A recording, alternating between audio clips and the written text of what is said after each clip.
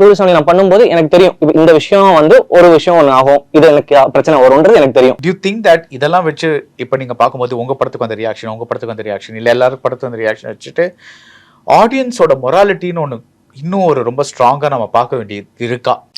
இந்த மண்ணில் வாழ்றோம்னா இந்த மண்ணோட அவங்களோட இது என்ன, அவங்களோட மொராலிட்டி என்ன, அவங்களோட வேல்யூஸ் என்னங்கிறத கண்டிப்பா நம்மளும் இங்க இருந்து தானே சார் வந்திருக்கோம். இப்போ எங்க ஊர் பக்கம் ஒரு ரியாக்ஷன் வேற, டவுன்ல வேற, அதை நமக்கு தெரிஞ்சுதான் சார் இருக்கணும். தெரிஞ்சிருக்கிறதுக்காக எல்லாத்தையும் சரின்னு சொல்லணுமாங்கிறது இல்லை, அதுக்கு தான் நம்ம படம் பண்றோங்கிறதுனால.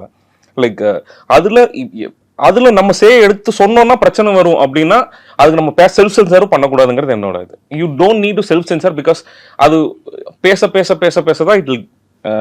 தாலி விஷயம் எல்லாம் மணிரத்னம் சாரே பண்ணிட்டார் சார். இப்போ அழைப்பாயுது அப்பவே அப்ப இருந்து புதிய வார்ப்புகள்ல.